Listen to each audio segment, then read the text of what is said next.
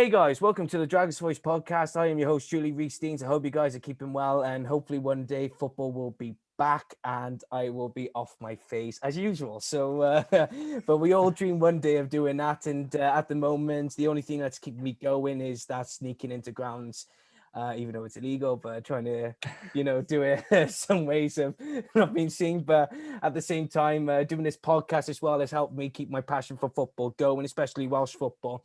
And one of the best things ever about, Welsh football is the fact that the League of Wales or the Welsh Premier League or Cymru Premier, whatever you want to call it, they're some of the, I think some of the best teams in the Welsh League, features many clubs, especially Bangor City. And this guy, he is, you could say, one of Mr. Bangor City's, 11 aside, and a Bangor City legend as well. So I have to introduce him. It's none other than Michael Johnston. Mike, how's it going? Yeah, good. Thanks, mate. You? Yeah, not too bad, not too bad. So, I mean, you spent most of your career with Bangor City. So I know that we're going to have a lot of talk about this club, and it is in a sense, if you want to look deep into it, it is a big club for Bangor City, especially with the history and everything. So we got a lot to talk about, but I always start off with, in the last few episodes, I always let the people know that I always start off with a bit of a cliche question at the beginning and at the end. So it's always the traditional, how did you start your career, buddy? Well, basically, I was at Tranmere. I did a 2-year apprenticeship and then a 2-year professional at Tranmere.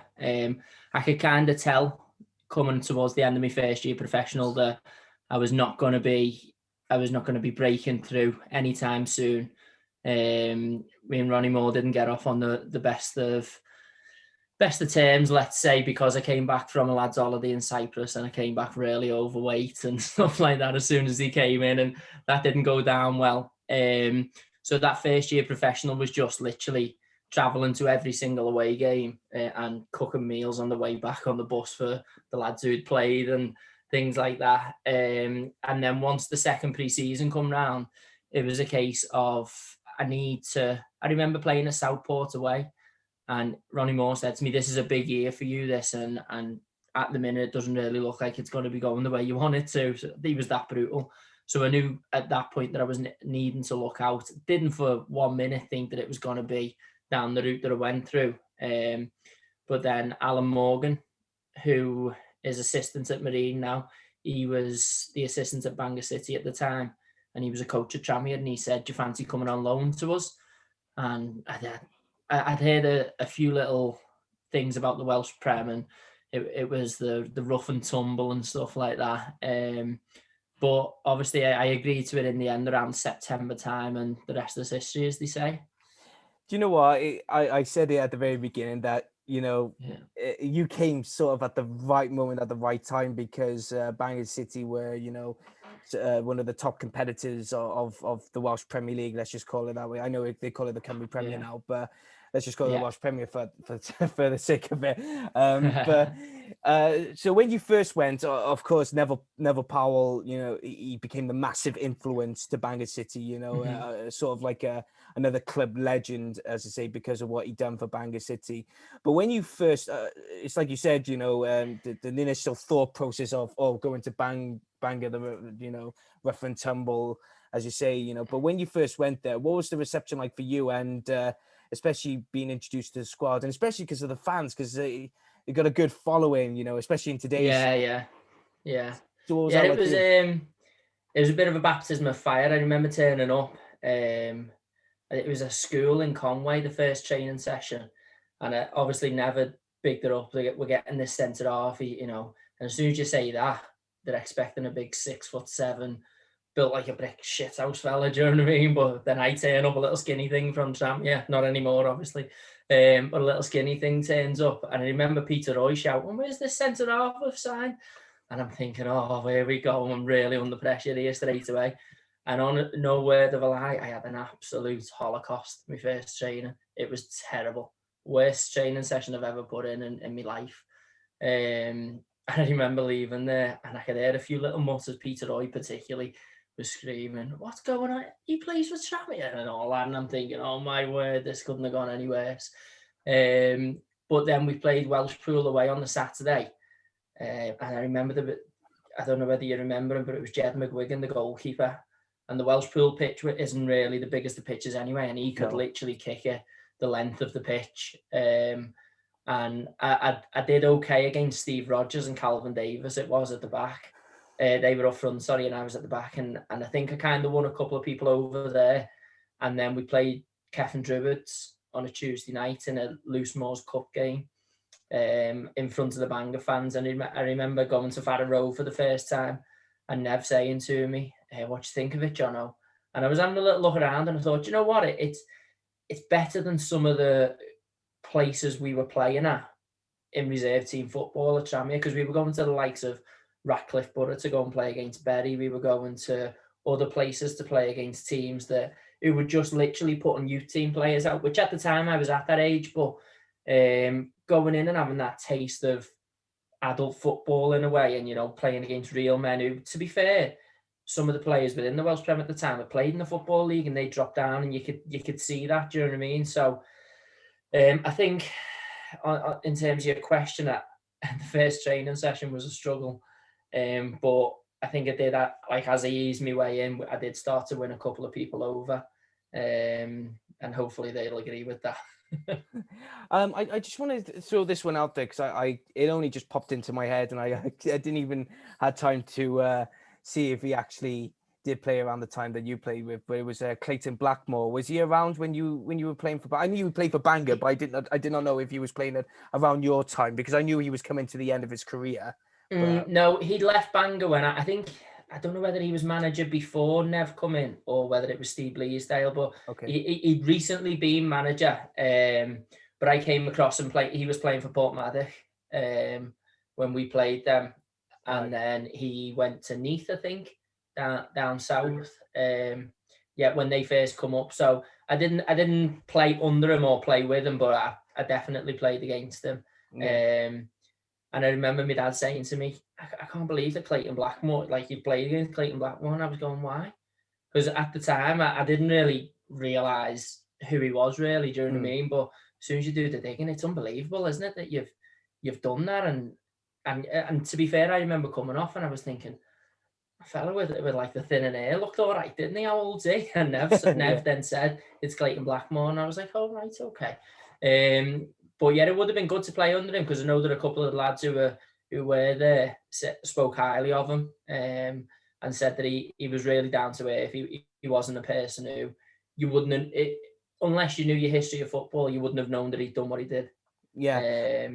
So yeah, it's funny because with Clayton Blackmore, a lot of people, when they look at pen and paper and they say that, because he's come from Manchester United, of winning the Premier League and you know, having so much success by winning the league itself and winning cups and trophies and that, and he's gone on to play for the Bangor, and even very poetically finishing his career at Neath, because he's from Neath, and he's from that place. It's very poetic, but I think that's one of the reasons why, you know, it gave Bangor sort of the, you know, the nice little, not to say reputation, nice story, say, well, we had Clayton Blackmore and he came and helped us out, you know, and but you had so many names I can't even think of the top of my head, because there's so many well-known names and people that I played with, so you could just pop out one and I could go, oh yeah, and but when you first started, I really want to talk about the Bangor City fans before I want to talk, you know, because I think you went on loan at first, if that's right. You went on loan first before you signed a permanent contract.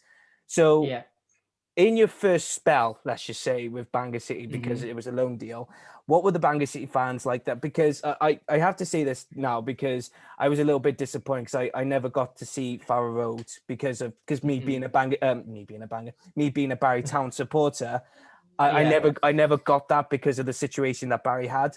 So we had that shitty Nanporth ground, and I was a bit disappointed, because I thought, you know, at the time when Barry came back to the Welsh Premier League, I thought we were going to get, I know Caernarfon, you know, gave us that treatment of their supporters, but I thought Bangor, no disrespect to them in any way, I've got huge respect. Yeah, no, I think they pride themselves on this, to be honest. Yeah. But I came to there was a group of us, we came to Nanporth, and we were a bit, some of us were taken back because none of the, I would say, diehard,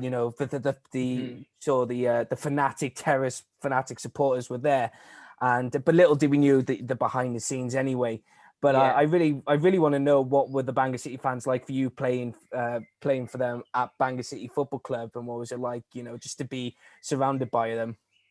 Yeah, do you know what? It was amazing to see, because, and I know it sounds like I'm just saying it because I'm still there, but it was amazing because my eyes looking in, and I've never shied away from this. My eyes looking in was, I'm going on loan to Bangor City, who are a Welsh Premier team. Yeah, I knew that at the time, but I didn't for 1 minute think that I was going to be representing the team that every single person supports within that city. If you get me, do you know what I mean? And yeah, I was taken back a little bit, to be honest, because I'd come from, and I was still in pro football on a daily basis, going into Tranmere and coming to Bangor. But I do feel like they just took to me straight away, because I wasn't this big time Charlie who came in and was, oh, I'm above this. Do you know what I'm saying? Yeah. It wasn't a case of that. It was, this is where I'm at now, and this is what I've got to do for these people. And I think that the way that they warmed to me was like, it was special, really, because this is the main reason why I've gone on to do what I'm doing now and where I am now with the fans team. So I think that they did come together, and I obviously didn't really realise the rivalry that they had, and that, I'd like to say, the fun hatred that they had with Rill, until we actually played Rill on a Tuesday night, and there was actually fights going on in the crowd and things, and I'm thinking to myself, whoa, like it's the Welsh Premier League, and this is happening. Do you know what I mean? Like it was unbelievable to see, and at that point you can see then what it actually means to these people, and at the time we were lucky because we had the likes of Les Davis, Sean Edds. We had younger lads there like Clive Williams, Ben Ogilvie, who were all, as much as they weren't from Bangor, they were local to Bangor, so you kind of got a bit of a feel for what the ethos of the club was. But then also you had Nev, who'd played for them in the 80s, and he'd done special things with them in the 80s, and they were singing his praises, and he was telling me stories about what had happened in the past. And it was just mind-blowing to see those people who were so dedicated and so happy and love their club taken to me as well. A little small lad from Liverpool. Yeah, no, it's funny because every time I think of Bangor City, I always think of Caernarfon, because it's the closest rivalries and they're not really far. And I always thought that was a tense rivalry, but seeing, coming from the likes of yourself, and maybe even what's his name, the club secretary for the Bangor 1876. Oh, what's his name? I interviewed him as well. David Hughes. Yes, him. David Hughes. Hughes. Yeah. Oh my God, David! I'm sorry, mate. No. You know what? Lovely guy. I did an episode with him because I really loved what the fans did with the new club, and I will say that the original Bangor, because what the fans were trying to get back and take back what's theirs, and rightfully so. But I always thought that Caernarfon was sort of the main rival, the bitter rival, because of how close they are and everything. But everyone says, the fans, former players, are saying, "Oh no, it's real," and I'm thinking, well, how's that then? Where's that come from? Yeah. I think, to be honest with you, the rivalry between the two is it is bitter between the two. But I think that the rivalry between Bangor and Rill mainly came from Rill dominating for so long, and Bangor wanting to get back onto their perch, in a way, if you get me. And then obviously Bangor and Caernarfon are so close together, and I can guarantee now, if we played Caernarfon at 1876, it would be mayhem, just because I don't know what it is. They just don't seem. We played against is it Llandudno? I think I've said that right, which is literally just on the outskirts of Caernarfon. We played them in our first season for 1876, and there must have been about 500 people watching in a tier 5 match. Do you know what I mean? So I think that hatred is still there between Bangor and Caernarfon. I just think that when I came in, and at my time, Caernarfon were kind of sloping off down towards the bottom of the league, and then when the league split to 12, they eventually fell out. But Rill at the time were the ones who were pushing, and in the end they did win the league my second season at Bangor. And I think it was just a case of their success was what we wanted. really, and that's what that's my opinion. I don't know whether the true Bangor people would know anything different, but that's from the outside looking in. Obviously, that's what I saw.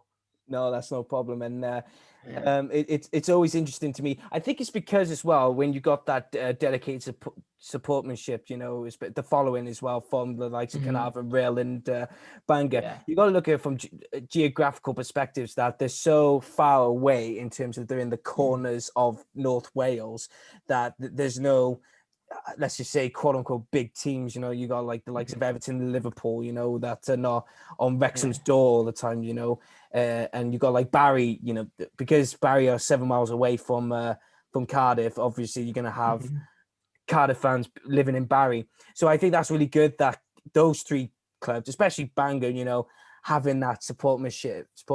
But the one thing I'm always so gutted, and I'm surprised they turn it into a freaking retail park as well, for Christ's sake. I know.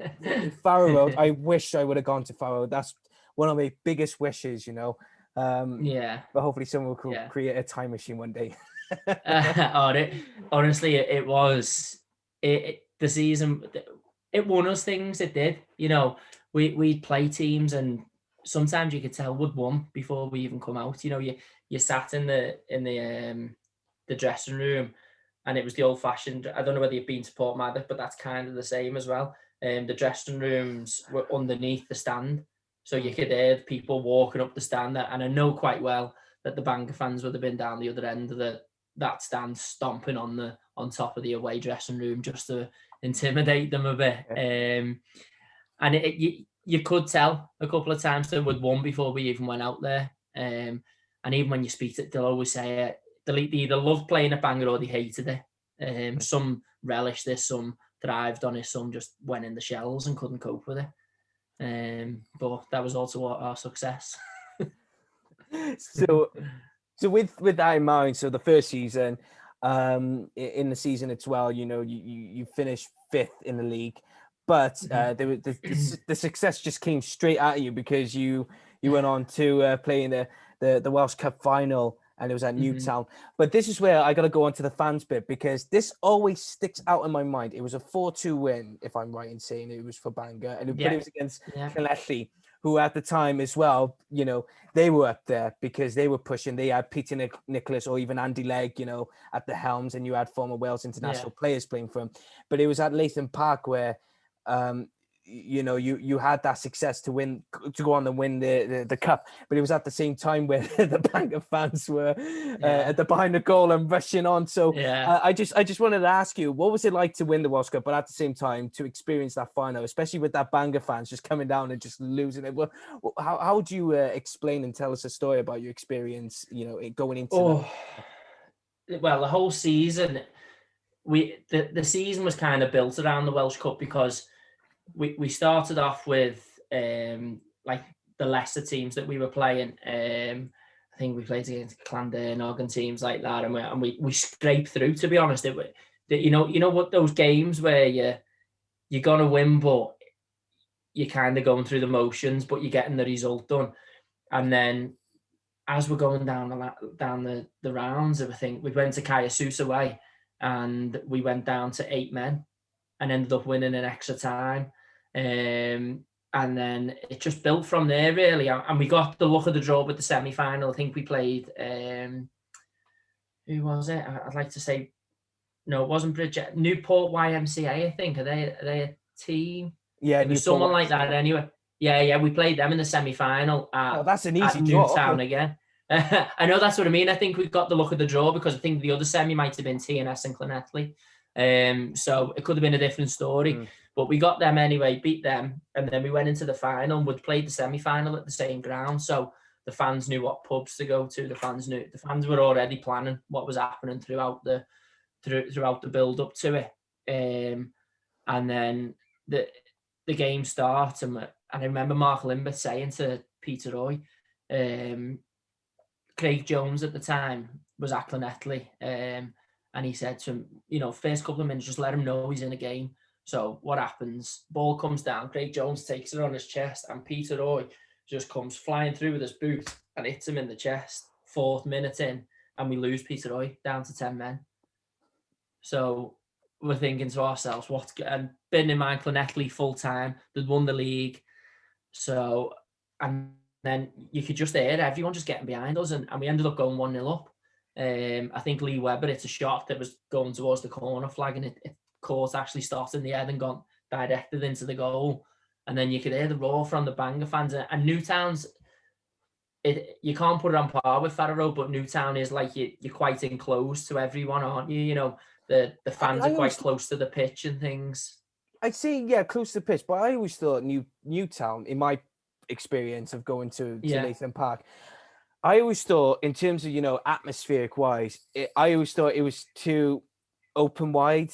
But that's just my experience as a fan. No, it could be, or it could have just been because there must have been easily over 1,000 Bangor fans there on the day, and you could hear the roar. But then the second half comes and Llanelli are growing stronger and stronger and stronger because we're down to 10 men there full time, and you can hear the groans. And then obviously that happened in the last minute with Sarge, and he's just lifted it back over the keeper.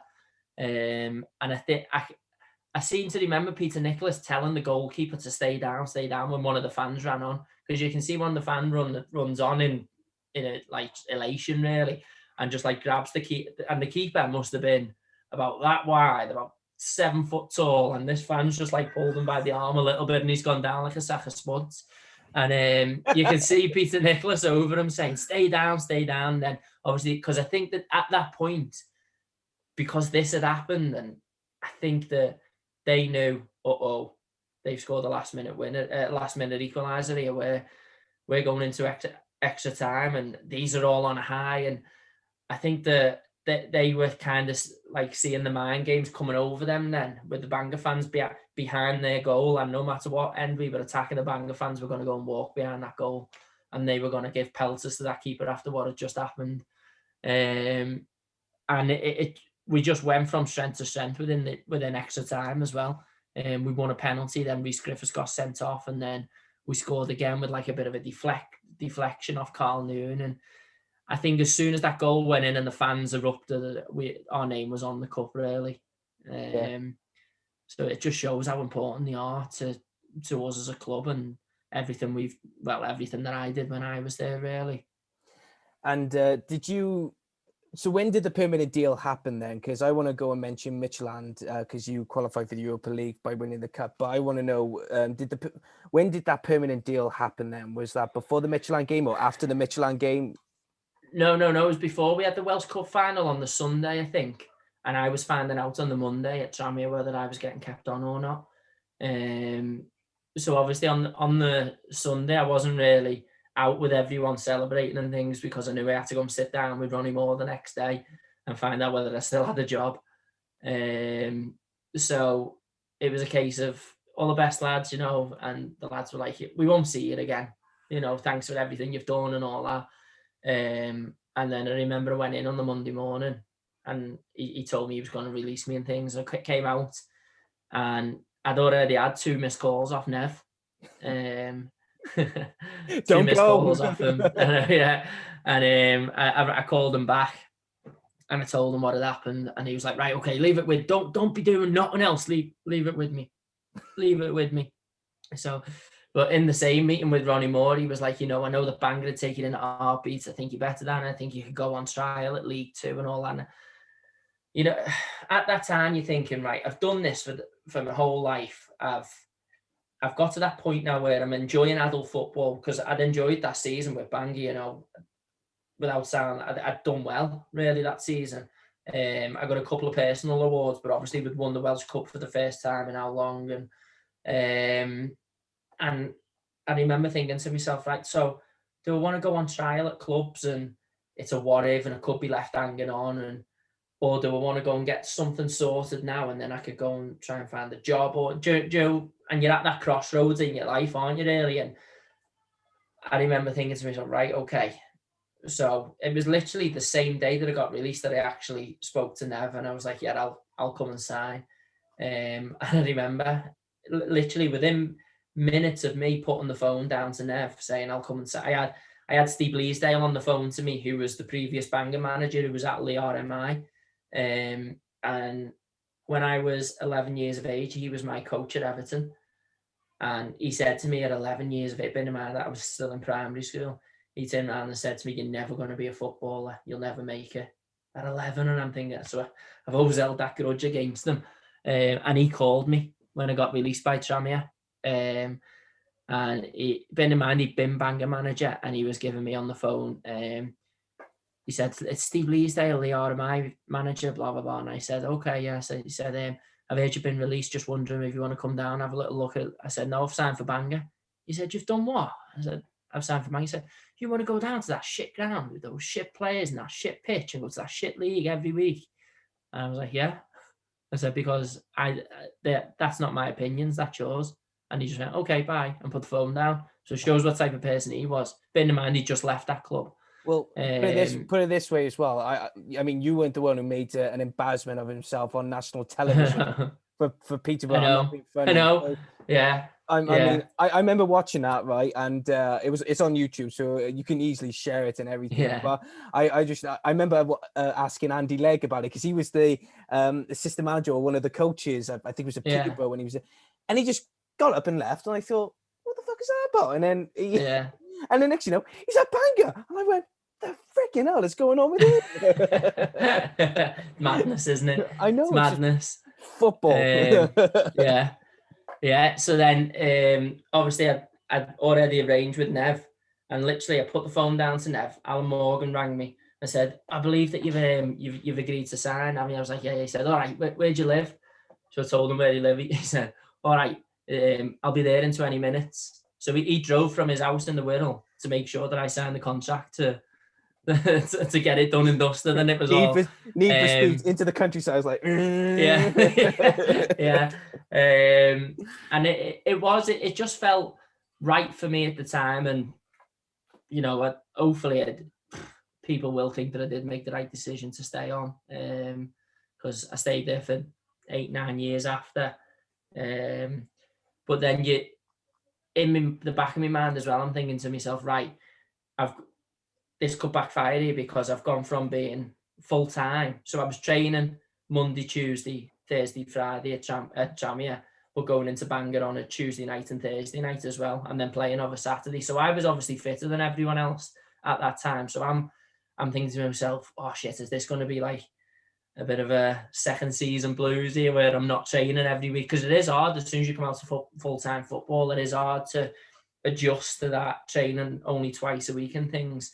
But it obviously, I'd like to say it did work out well for me. And yeah, didn't look back.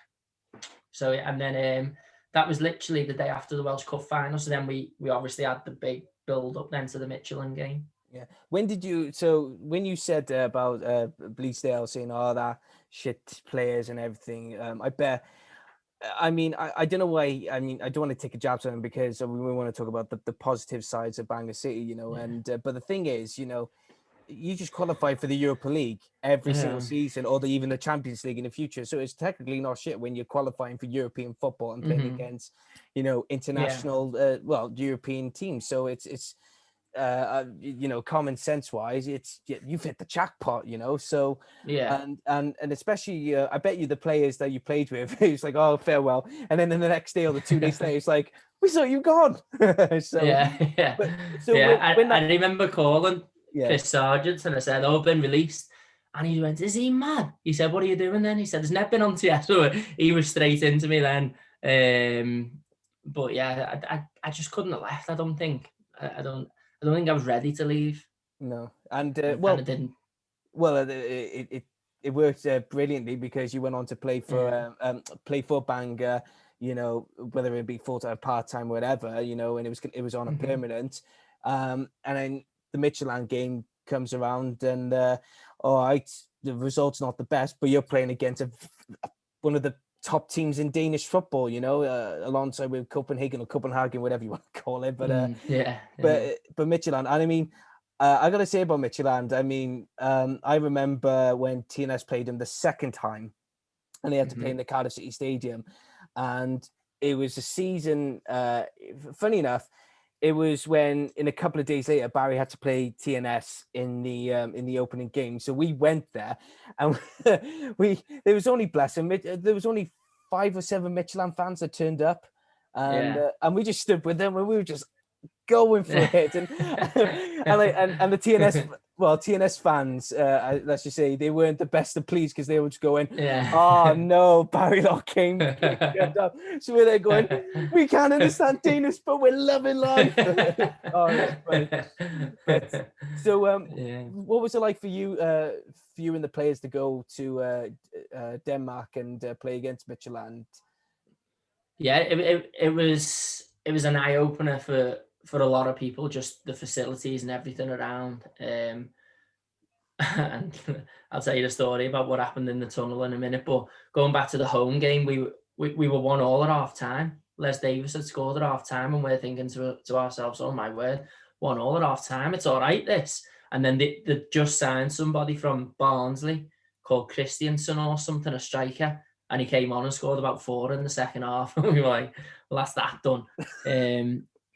But at the time, obviously, you don't realise, but they had Winston Reid right back, who obviously went on to play for West Ham. They had a lad on the wing, called someone Boring. And I remember our right back, Dave Swanwick, he literally crawled off the pitch because he was shattered, just literally chasing, because he was like shit off a shovel, honestly, just chasing them all game. And then we went out to not Finland, sorry. We went out to Denmark, and the stadium and everything was just like, it's funny because like some of the lads were going, oh my word, look, it's even got the electronic advertising boards around the outside, just little things like that we'd never ever thought that we'd see with that, unless we were going to watch a game of football, and we're playing in it. Do you know what I mean? And it's just surreal to say that you've done it. And then obviously I think that there must be about 14 games that I've done now within Europe, and like there's not many people, particularly many people that play for Leo and I at the time, that could have said that. They're going to go on to play so many games in Europe, and albeit I've only ever won one, but it's done. And some people never ever get to, some professional players never ever get to experience playing in games like that. And it's just, it's mind blowing that you've done it. You've gone to places like Midtjylland, who ended up drawing Liverpool in the Champions League group this year, and you're thinking to yourself, I've been there, I've played there. Yeah, it's just surreal. The experiences are unbelievable, and something that you will cherish forever. I remember being at that tunnel story. Yeah. Anyway, obviously we're 6-1 down from the first leg, and they've put like the fringe players out and things like that, and we're in the tunnel, and Alan Morgan is proper chirpy. I don't know whether you've ever come across him when he was like Aberystwyth manager or Llandudno manager, but he is proper chirpy, and he's gone in the tunnel and he's gone, it's all right, lad, we score 5, we're through. And honestly, about 4 of their players just turned to him and burst out laughing at him. And we're thinking, yeah, cheers, Morgs. That's just made us look even worse. But we didn't score 5. We ended up conceding 4 and got beat 4-0. So it wasn't too bad. Oh man, but Midtjylland, it's always been a very top side anyway, but you're always very fortunate to go up against a team like that anyway. It's like you said, they've drawn against Liverpool in the Champions League, so you know where you stand. You say, well, I've played against them, and you're always going to have that with you, and you're going to have the pictures and everything. But going into the following season, then with Bangor City, Success came again. You won the Welsh Cup again, and it was against Llanelli once again. I think. No, it was Aberystwyth the second year, but it was in Llanelli. Right, because see on my notes, so it was on my notes that it said Llanelli at Aberystwyth, so it must have been the other way around. So, my bad. Yeah. No, don't worry. Aberystwyth at Llanelli. So what was the season like then for you, especially because you're now, like I said, on the permanent, but at the same time you're going on to winning your second Welsh Cup? Yeah, it was To be honest, it was a bit of the same, really, in terms of how we performed in the league. We were doing really, really well against the bigger teams, but then the lesser sides, we were just conceding goals and losing points. And I think we finished about 4th or 5th again in the league. But obviously, looking at it from the cup perspective, we beat some big, like we beat Rill that year in the cup on penalties. Again, we lost Mark Limby, went down to 10 men early on in the game, and we ended up beating them. But within that season, I didn't feel as sharp as I did. I didn't feel as honoured as I did at the very start of the season. But then as the season progressed and you get used to it again, and you're getting used to the only training twice a week, it does you do get it back, because then you need to realise you're on the same level as everybody else then, and you can't just turn up and do what you did last year. So on a personal level, I'm under no illusions I didn't reach the heights I did the season before. But obviously we ended up getting to the final and winning the Welsh Cup again. And that's obviously already at least 12 games unbeaten in the Welsh Cup in 2 years. And then that run obviously extended another 2 years following that. So yeah, I did struggle at first to find my feet a little bit again in the Welsh Prem.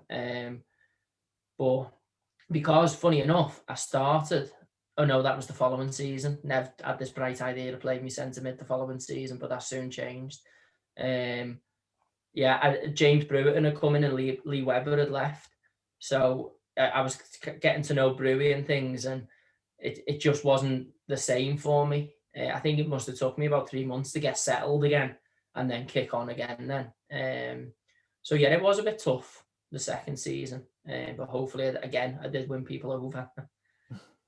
But you go on to qualify for Europe again in the Europa League, and this time it's in Finland, which is going to be the first of many Finnish travels for you and the Bangor. Yeah. But it was Honka Espoo, if I think I got it right, and it's not too bad in saying, it was on aggregate, it was 3-0, so it was a very competitive 2 legs, to come in, and so explain to us, because this is, like I said, it's not the first time you're going to be playing against a Finnish side, but it's not the last time as well that you're going to be playing against Honka Espoo. So for the first time, what was it like to be going up against that Finnish side or Finland side?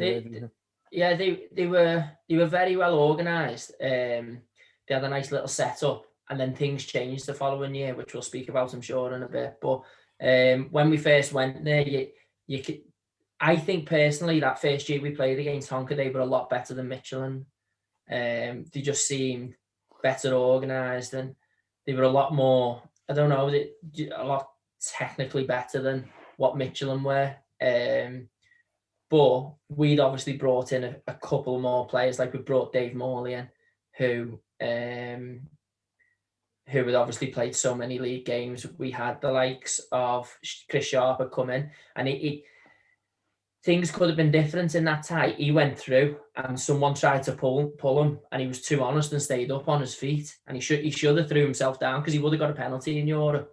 And that was our chance. I feel that was our chance to get something out of that game. So again, I think we improved.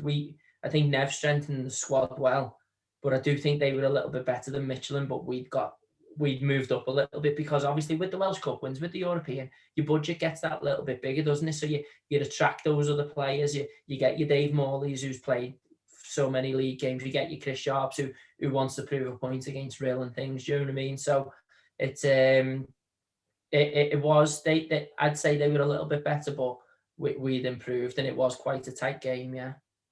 And so following season, even though in the league you finish 5th or 6th again, surprise, you win the Welsh Cup again. So won the Welsh Cup again, yeah. Third Welsh Cup in a row against Port Talbot. I've got Port Talbot always holds a special place in my heart, because they've always supported my team and my club in the past and everything, and they've got a good set of fan base. So so what was your initial impression then going into that third Welsh Cup? Because apparently a lot of people say that it was it was a very memorable Welsh Cup final because I don't know, they said it was like a top 10 Welsh Cup finals or something like that, and one of the places was Bangor v Port Talbot 3-2 at Llanelli, if I think I'm right. I don't know why. So if you want to kindly just elaborate why it was a big final and why was it, and how did you go on to win it?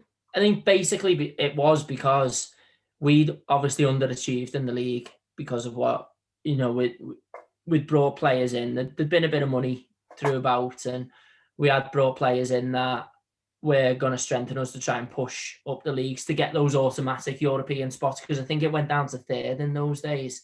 And then Port Talbot actually finished third, so they were already in Europe.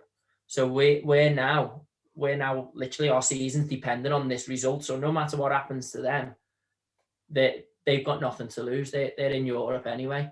So we goes 2-0 up in the first half, and obviously we're in Llanelli, so it's down south. Port Talbot have got so many fans there because as you just said, they've got a great following. And I'd go. Obviously, I've never had the experience of playing against Barry, but I'd go as far as saying Port Talbot were the ones that you'd always enjoyed going to, because it just reminded you of Farrow Road in a way. Even though the ground looked a little bit different, it just reminded you of the way it was.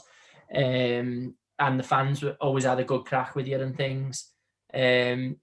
So we went into the final knowing quite well that they'd done really well that year, and they had some unbelievable players. And Lee Kendall, God, he was a proper nemesis to us in goal, and he literally signed just for the final, I think, and he kept doing that no matter where he was. So like we ended up having rivalries with Prestatyn, and he was just signing for Prestatyn to play against us, and it was weird.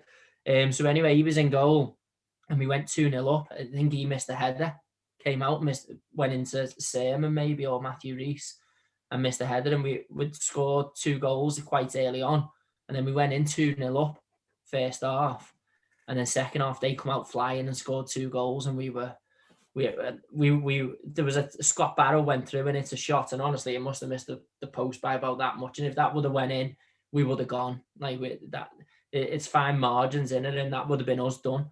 But then obviously Dave Morley pops up back post against the biggest player I've ever seen in my life in Matthew Rees, and he pops the header in back post, and we're in Europe. And then obviously that was probably one of like the last kick of the game, and then it all, and you know what was good, even when we were there and we lifted the trophy and things, the Port Talbot fans are still there clapping us on and that, because I think there's a real mutual respect between Port Talbot fans and Bangor fans as well. We see on Twitter when they're still messaging each other, we can't wait to come and do this, can't wait to come and do that. And that, I think that the respect both clubs had for each other. Nev was good mates with Mark Jones, and I think that no matter who won that day, you would have been happy for them in a way. Do you know what I mean? Yeah. But Port Talbot were already in Europe, so they had nothing to lose. I'm pretty sure they would have liked to have had a Welsh Cup winners medal in the pocket, but I think that's why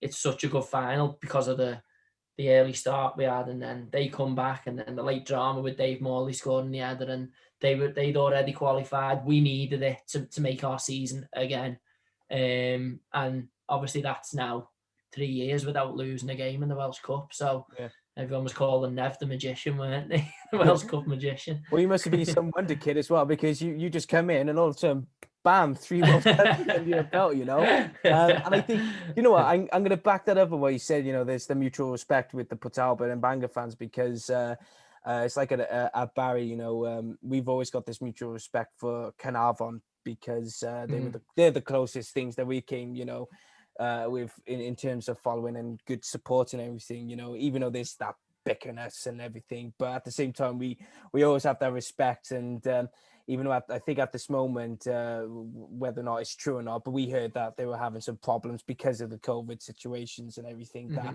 we were a bit worried for them, because we're worried for them that if they go, then we haven't got this.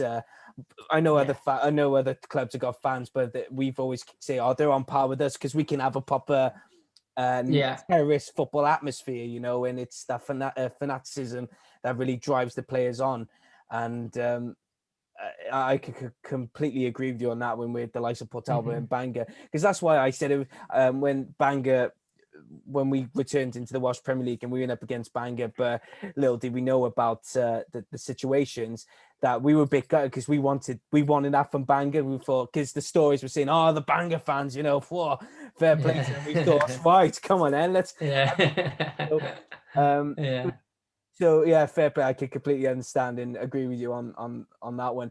And so you qualify for Europe yet again, and this time on Caernarfon. I bet you when the draw came, I bet you just went, oh, for crying out loud. Actually, no, we've done our homework on them, so that's okay. Yeah. The worst thing was, though, in Finland, it was like £10 a pint, so we were like, oh, not again, we're going to go in Scandinavian countries with their prices. Insults me. I remember a mate of mine, his old man tried to smuggle Heinekens into the country. He said he tried to smuggle in a crate in a suitcase, and for some reason they just caught him with it, and he was like, what are you trying to do, bring in beer into the country? And he went, have you seen your fucking prices? It's right though. No, he did. And in all fairness to I don't know if it was Norway or something, it must have been Norway. But in all fairness to the customs, they said, look, we agree with you, but you can't take it with you. And he was, and my mate said, he just left the airport with his pulled up suitcase there going, fuck this guy, their neighbor. I wanted my Heineken. I could at least give them a pint. It was funny. Fair play to him. So Hungary Spoo, but it was another drama one because so in the let me just have a look now. So in the first leg, it was 1-1. So give a penalty away. And they missed it. They missed it. The keeper saved it. Yeah. So it was 1-0 in the first leg, but was it Dave? You said Dave Morley when you who scored? Won us the Welsh Cup. Yeah, won us the Welsh Cup. Well, yeah. He had to come in once again, you know, because they went 1-0 up in the first 20 minutes of the game. Yeah. Then I've got in the 85th minute, Morley then scores the equaliser, so it brings it back, and then all of a sudden, I've put down Jones. I couldn't find his first name. Chris Jones. He scored the away goal as well. He scored the goal away, and I think it was. Peter Oyle say the equaliser was him because, and to be fair, if you watch the clip, Dave Morley comes in and heads the ball, and Peter Oyle's just standing on the goalkeeper like that, and it just hits Peter Oyle and goes in. So and you can see him running away, quite selfish. Peter Oyle's running away, going, "It's my goal, it's my goal." So I think it was his goal, but then it was mad because we signed someone from Colwyn Bay called Alan Bull. I don't know whether you remember him, but he came on. He was just like this raw talent, to be honest. He just excelled that season for us.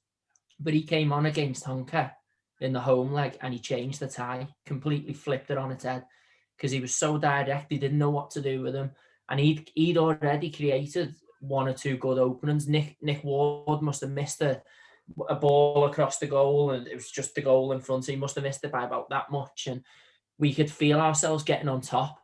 And then once Dave Morley had scored, we were thinking, right, we're gonna go for this. And then a corner came in, I think, or a free kick, and it got headed back out to Nick Ward. And he would have been a man. He was like 33 at the time, maybe 32. He'll kill me for telling you his age. He just took a proper swing at the shot, and it's gone. It was going wide of the post, and Chris Jones has just literally stuck a leg out, and it's gone in. And like that. I'd love to say the whole stadium went mental, but it didn't because it was in Wrexham. There was only like a small section of us. It just went nuts. And Chris Jones, don't know where he got the energy from, ran the whole length of the pitch to go and celebrate in front of the Bangor fans. Where are they? It's you know what's nice as well. My family never really come and watch me play football, and when Chris Jones is celebrating in front, you can see me brothers giving it loads, and you can just see my family in front of them celebrating. Do you know what I mean? And that for me is like a special moment in football. But at the time, you just don't realise what you've done. Like even the celebrations after, I remember just sitting in the dressing room in Wrexham thinking, what's just happened?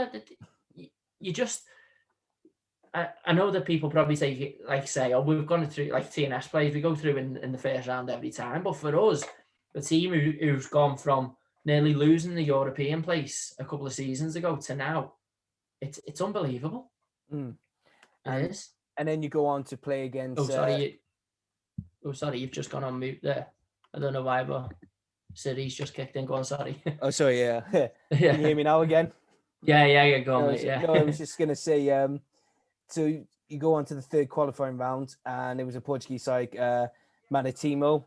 I think that's how you pronounce it, Maritimo. And all right, in terms of aggregate, the result, it wasn't the very best, but it's like the first leg, it was very close. I think a 2-1.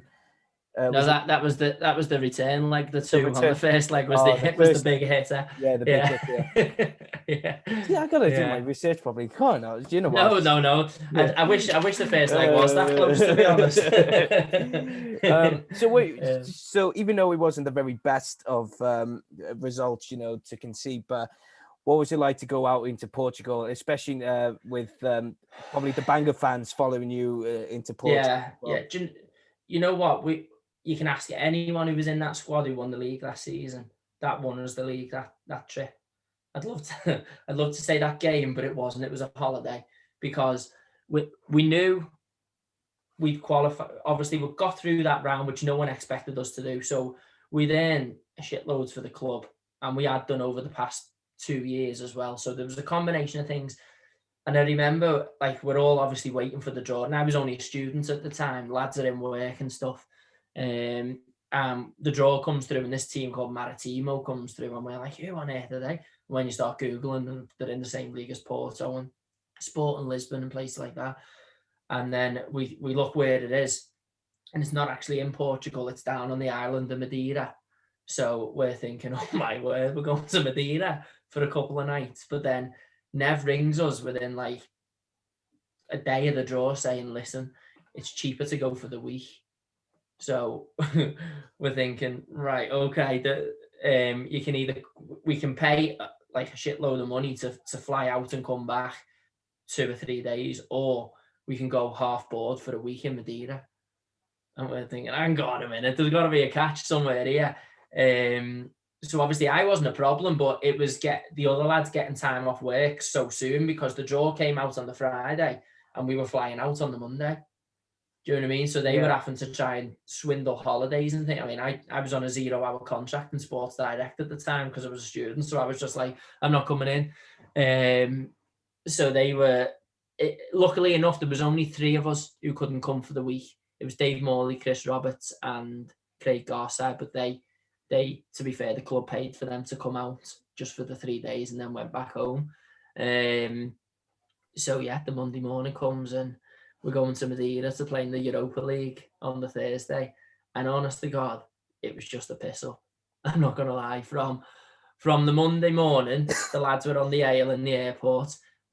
I think a couple may have had a couple of red wines on the Wednesday night, but not many drank on the Wednesday night because obviously we were playing on the Thursday. And the Bangor fans know this because they were with us. They were there sharing it with us. So from the Monday to the Wednesday, it was just a drinking session. And then from the Thursday night after the game till the following Monday when we come home, it was just like a lad's holiday. Honestly, it was unbelievable. But that is what definitely brought us together and won us the league, because we had brought a couple of players in and things, and we got to know people a lot more. And that season, from that holiday, we went on to win, 17, 18 league games without dropping a point following that. So for any managers out there, that's the way forward. Take the lads away for a week and go on a run like that. You know what? I wished, hopefully one day it will happen. But when we went to Belfast to play against Cliftonville with Barry, we were only there for a day, and some of us, we just hope that the Barry place would be, because I think they were told to stay at the hotel and have a drink, and we were there going, oh, we don't care about the result. Let's just go where are the players going? Where are the players staying? We'll go to the bar there. But all of us hope to one day in the future go out with them, have a couple of drinks, because that's what the players want as well, and that's the best thing. They want that because they want that close, tight relationship. But just thinking of going in and playing in Europe, I mean, and you don't even call it like a proper work. It is a holiday, it's just like, right. Yeah. Come on, don't get me wrong. The other times where just like you fly out on the Tuesday, you train on the Wednesday, you play on the Thursday, you have a night out on the Thursday, you're back on the Friday.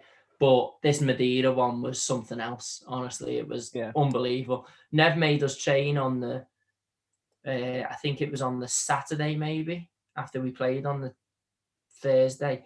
But I don't think many people had slept from the Thursday. So that training session on the Saturday morning, honestly, if someone would have had a camera, it'd still be getting shown now on YouTube and everything, funniest football moments or something. Honestly, it was just such a good time for us to have. Like, I'll never ever forget that holiday. Never. For all the wrong reasons. So going on to then the 2010-11 season, where you became champions of the season, and one of the games was an 8-1 victory against Batalbert. So you really made sure who was going to be the winners of the league, and but it was very close in terms of between Bangor and TNS, because obviously TNS were sort of the dominant team going, and but you had 70 points and they had 68 points, 67, 68 points. So they were not really far behind. So when did you find out that? When was the pivotal moment that you knew, or the players knew, that right, this is the game? If we win this, we're champions. Or was there a game that TNS lost that you guys thought, yeah, we could go on, we can actually do this, we can actually win the league? Well, just tell us about that season, and when did you actually become champions?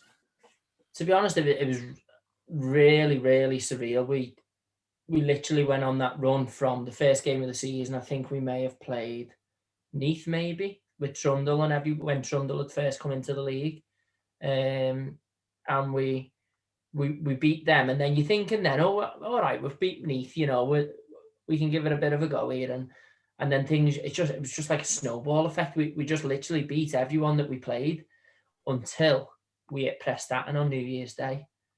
We drew with Airbus in between. Well, I think that may have just been just before Christmas. And then we played Prestatyn. I can't remember whether it was New Year's Day or Boxing Day, but and they were the ones to break the run.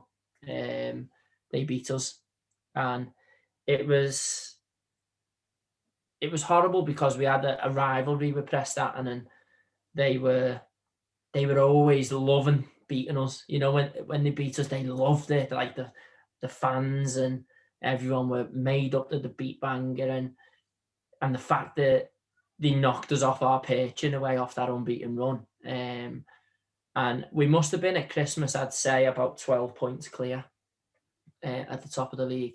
And then that draw against Airbus and the defeat to Prestatyn just seemed to deflate us. We lost Jamie Reid, who was obviously the top goal scorer. He went to York. And then we just couldn't buy a win, honestly. I think we beat Prestatyn in the return game or something, because the league split, didn't it? It went from, that was the first season of the 12 teams. So our aim, obviously, at the start of the season was finishing that top six, because if you finish in that top six at the split, you still guarantee the crack at Europe. Honestly, we never in a million years thought that we'd go on to do what we did. And anyone would tell you that, never tell you that. The fans would probably tell you that. And then we went through a couple of horrible games and we were losing. I remember Rhys Griffiths screaming to Nev, "You fucked it, Nev, you fucked it. That's it, it's done." And at the time, you're probably thinking, "Oh, he's right." We are, because we were just getting, TNS were just closing that gap slowly, and in the end, they overtook us. And then it came to, and you're talking about moments when we think, hang on, we could go and do this here. We had a bank holiday weekend down South Wales. We played Port Talbot on the Saturday. and we had Neath on the Monday. So we travelled down in cars on the Friday night, stayed over, played them, and then we were staying over till the following Monday then, after the Neath game. So if we beat Port Talbot, we would have still been in a chance of qualifying, finishing second. So we beat Port Talbot, and we're thinking, right, okay, we're in a good position here. We can go on to, if we beat Neath, we're guaranteed to be in the Europa League. We're guaranteed to finish second. So, and obviously Neath were full time at the time. They had all the big players, and we ended up beating Neath on the Monday, and I think TNS had drew or lost on that same day. So that put us into second place. Couldn't be caught by third, so we were guaranteed Europe, and now we were 2 points away from TNS. So obviously we were playing them the following week in the last game of the season. So we're thinking, well, what have we got to lose? We're guaranteed Europe. We'd also managed to get to the Welsh Cup final again. So we had 2 ways of Europe in a way. We were already guaranteed through the league. We were in the Welsh Cup final, and then we were playing TNS the following week at home at Farrow Road to try and clinch the title. So we're obviously the build-up then starts to the league, to the last game of the season, and that was for them to only need a point and us needing to win. A draw wouldn't have done us. I think I just don't think we would have lost that game, honestly. And what happened when you did beat TNS to go on to become champions? I mean, that must have been party time, atmosphere just going off, especially at Farrow Road as well. I mean, yeah, it was unbelievable. Like, even when I know the game was put back on Scorio, wasn't it, throughout lockdown, the first lockdown, and just reliving it was unbelievable. You'd say that you did this, that, and the other, but you just can't really, you just don't take it in at the time. I remember standing there, and my brother didn't really come. He only seems to come to the big games, and he just literally ran onto the pitch at Farrow Road and grabbed hold of me, and he said, "I could just feel you shaking."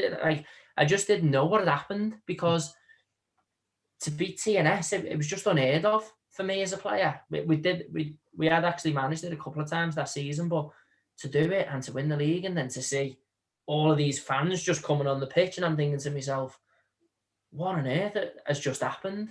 Do you know what I mean? And then, unfortunately, I got man of the match, and then I had to go and do an interview with someone. I just didn't know what to say. I was just frozen. My hair was down here. I had a pure spider fringe because people were rubbing my head, and just the elation was unbelievable. And then you're in the dressing room, and again, it was one of those moments like at Wrexham when we beat Honker, thinking, has that just happened? Have we generally just won the league? And yeah, it was just amazing. And he was even, oh man, do you know what? I just can't wait for the day that I get to see that as well. But I mean, for the Bangor City fans, that must have, meant a lot to them, and probably you guys went out partying with them, even still probably thinking, did that still happen? I mean, yeah, even years in the future, you just probably now you're looking back going, yeah, nah, those medals are not in my cabinet right now, so, but yeah. I bet you when the Champions League draw came, I bet you were thinking of, right, we got some of the big teams, we could draw against, and because you've seen the likes of TNS, drawing with Liverpool, or because they won the Champions League, and you must have had that idea in your head, and then all of a sudden it's where is it, HJK Helsinki or something like that, and it's Finland again. I bet you guys were thinking, for God's sake. I know. And so's you, Wally. Yeah, we're thinking to ourselves, like, you just couldn't write it. We're going to Finland again, exactly the same city, because Honka, we stayed in Helsinki as well. So it was a bit like home from home at the time, really. We've been to Finland the last 3 years. But we played at Rill, the first leg against Helsinki, and obviously at the time he wasn't a big name, but it was, I can't even pronounce his name. Is it Pucky, the lad who plays for Norwich? Oh yeah. Timo Pucky. Yeah, he was playing up front for them, and I remember Nev went out to watch them, and he was like, "Oh, they got a coloured lad centre mid, he's awful. Can't kick a ball. Doesn't know what to do. And honest to God, he was the best player on the pitch. Like when he comes to drill, you couldn't get, even Les Davis was trying to push him off the ball. You just bounced off him. So I don't think Nev's scouting tactics worked. But it was quite a close game at home. It was only 3-0. We got beat 3-0 at home. And then we went out to Finland thinking, if we just keep things tight and we stick to what we're going to do. And it was all right up until half time. And I think it was 1-0, I think, at half time. And then the floodgates just opened. Then unfortunately, we broke the record for the biggest aggregate defeat in the Champions League and stuff like that. So lucky us. Hey, at least you didn't lose to a San Marino side like Bala did. Yeah, true, yeah. I remember. I will never. I had Alex Ramsey on the podcast. Well, funny enough, just a week ago, and we were talking, and I just had a laugh with him, saying, because he was coming up to play against Barry that week. Yeah. And I said, just be careful. You got in his head well then, didn't you? Yeah, well, funny enough, I do the volunteering ball boy stuff. So I was literally watching all the goals as Alex, and he was like, steam coming out of his ears. And I'm there just going like that. Because all the guys were just looking at me going, Reese, and I just went, I didn't do anything. All I said was, be careful with this. You just got a little too careful. That's why. But no, I remember just watching that Bala game against I think it was Tre Fiori or Trepen, or whatever it was, and just even though they beat him 1-0 and then they go off to San Marino and lose 3-0, I just thought, what? I mean, you could understand, losing to like a team from Finland. You can obviously understand, because the levels of competitiveness and how much they train, and you could even say that about the Faroe Island sides and everything. But a team like, no disrespect to San Marino, but common sense or realistically, you should be going in there to dominate them because you're more far advanced than they are, but then to lose 3-0, I thought, oh Christ. But yeah, I mean, your history, you've ever since you started playing for Bangor and even finishing it, you've always had European football and Welsh Cups and even the Welsh Premier League. And, I know we covered a lot here, but I just want to say, that you finished second in the following season. So, but because TNS just dominated the league, but then you qualified for the Europa League. And then obviously you went to, was it Romania this time against Zimbru, Moldova. It was it's Moldova, yeah. The following season, it was kind of the same. It was kind of the same outcome with the league, but it was at TNS, so we had to win, and they could, or it was the other way around. Maybe we only needed a draw and they had to win because it was that close again. But obviously, I think they beat us about 5-6-0 on the day. They were ruthless. Craig Harrison had come into TNS at the time, and he just changed everything with them, and they were unbelievable last season. And then they went on for seasons beyond that, didn't they? And won everything. I just want to ask your initial opinion about this, because obviously because you won the Welsh Premier League and everything, and I could ask a Barry player the same thing, but this is in regards to TNS, right? And I'm not the biggest fan of TNS. I've always full stop stated I'm not a fan of them to begin with, but I want to see your opinion, and that is what is your initial opinion of today's current Welsh Premier League or Cymru Premier experience, and do you think that TNS brought in a positive attitude to the league, or do you think they brought in a negative attitude, considering that they just kept dominating all through the season, all through the the seasons, and just winning all the titles? I think with TNS, what it was is everyone aspired to be them.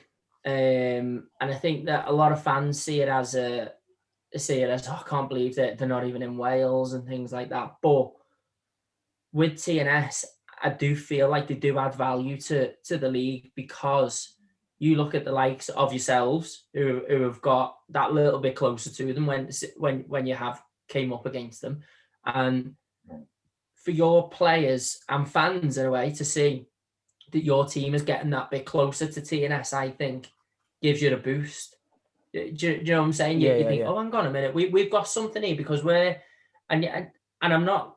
I know it might be a bit different now with Connah's Quay, but obviously when I was in the league, Connah's Quay weren't that team that were dominating. You'd always compared yourself to TNS. You're always aspiring to be at that level with them. So I think they do add a lot of value to the league, and it's a nice place to go. At one point, it was the only AstroTurf pitch, so it was I hate playing on that. But now I can imagine the players that play in there. It's like it's just second nature to them now. I suppose Connah's Quay is a different thing to everyone now. But I think they definitely did add value to the league. And the thing I didn't like about them sometimes were they had the pick of the players, really. You know, like they took Chris Sargent and Chris Sharp from us because they aspired to go and be full-time, and it's easy for them, do you know what I mean? But I think that for us, like we loved beating TNS as much as we loved beating Rill, or as much as we loved beating Haverfordwest that season. You know, you just get that winning mentality, don't you? And if you beat TNS, it is that little bit special because they have dominated for years and things like that. But they hadn't done until Craig Harrison came in. Yeah. When Craig Harrison came in, he just changed everything. And like even when we beat TNS on the last day of the season to win the league, they didn't really have a plan B of they were like bearing in mind they had to get a goal and they were still passing out from the back in the last minute. Do you know what I mean? It was, and then we're just we won the league off lumping the ball up to Big Les. You know, it was just that difference. And I think that when Craig Harrison came in, and obviously Carl Darlington was there as well, they just changed everything, and they changed the way the whole club was run. Yeah. They changed the football. So I do think that I would never say that like I would never spite them for it. Do you know what I mean? They did used to give everyone a bit, and everyone's got their own opinion on them. That's just mine. Yeah. They did used to give everyone a bit of a benchmark to go and put themselves up against, really. Yeah. Now you're saying that because it was funny because before lockdown, our last game, you know, before last season finished was against TNS, and we actually drew 2-2 with them. And did you watch that game? Or yeah. Did someone score a free kick? No, it was D-Neb scored the first 2 goals in the first 10 minutes of the game, and it just went along, and then all of a sudden Luke Cummins scores from. He said it was like a cross in, but the cross in turned into a goal. We thought, oh, wait a minute. And then there was a corner in the dying minute. Yes, it was a set piece, wasn't it? Yeah. Set piece, and Luke Cooper just scores. Yeah. They say it's an goal. No, I'm giving that to Luke Cooper, but I don't know if you saw that fan taking his clothes off. Let's say nothing. Yeah. Hi. Yeah. But no, it was that, like you said, it's that feeling of, oh my God, we've actually taken TNS right at the death, you know. So just going on quickly then, because I mean, such a big history, you know, so much to talk about, but I think I feel the need to talk about this one, and it's going to go a bit of a slope here, but it was sort of the 2014-15 season where, after so much success in European football, Welsh Cup victories, and winning the league becoming champions of the league itself, I will never forget it, because I was just so shocked at what was going on, you know. But it seemed to me that Bangor just slipped, and they were fighting off relegation. So I just wanted to know about your opinion and your story of what went on at that time. Was it because of a change? Was it because Neville was probably on the way out, or there was? I think it was just a combination of things, really. We obviously we won the playoffs the season before, so we'd still got in Europe that season. We were still playing away in Iceland that season, the start of that season, and we brought some good players in. We brought Sam Hart in from Airbus, and we had a good bunch of lads there, but we just, I don't know, it just didn't materialise, just didn't kick on the way we wanted it to. And then you get in that little bit of a rut where you just can't buy a win. And personally, I was struggling myself for form, and I had a baby and she wasn't too well and things like that. And it was just, I think it was just a combination of things. And then I was in and out this team, and, you know, you haven't really got a settle back for. And And then it just, all of a sudden, we signed Callum Morris in January, and he was like the Messiah, because it's Callum Morris, Lee Healy, and Connor Roberts came in, and then Connor Roberts give you that steady goalkeeper. Yeah. Callum Morris scored near enough every game, and we were scraping 1-0, 2-0, 2-1 wins, and Lee Healy was just knocking a few goals in as well, causing a bit of havoc up front. And especially as well, sorry to interrupt, it's like, and especially Connor Roberts, the goalkeeper, Connor Roberts, he had that call-up for Wales, you know, even though he was on the bench for against the Netherlands. So obviously he's going to bring in that football experience and caliber with him to help Bangor try and push on, and especially the likes of the other players. So it was those three, especially, you know, who did you say was again? My mind just slipped then. Callum Morris, the lad at Connors Key. Yeah, Callum Morris. So it was a bit of a safe haven, you know, just to stay up. So, sorry, my missus was on the phone then. I just thought, that's all I know. So it was that, but as soon as the new year came in, that's when it started to progress and everything for you guys. Yeah, definitely. Everything changed come the new year. It was literally Callum Morris that saved us. I'm not gonna lie. He scored some important goals, and I would go as far as saying that's up there with one of the biggest achievements to stay up that season, because we were so far behind at Christmas, and then we managed to save the season. And so afterwards, then it was your last season with Bangor, and you went on to sign for Llandudno, and then you went on to go and play for Caernarfon. Did any of the Bangor fans have any issue? Did they have any issue with you going to Caernarfon, going, hang on a minute, you've been playing over 300 games for us, and now you're going to them? No, to be honest with you, I think leaving Llandudno was one of the biggest things, not mistakes, but one of the biggest regrets I ever had. Because Morgs wanted me to stay, and I wasn't really playing. I was 28, 29 at the time, and I'm thinking, I want to get out and play and things. And Ewan Williams had been into me to go there. And I thought, you know what, I'll go and give it a try. And it didn't work out for me. Whether people didn't take to me because of who I was, whether I maybe went in with a bit of I'm dropping down a league, it'll be easy. And it wasn't. It's a very, very tough league to get out of. I don't know what it was, but things just didn't work out for me.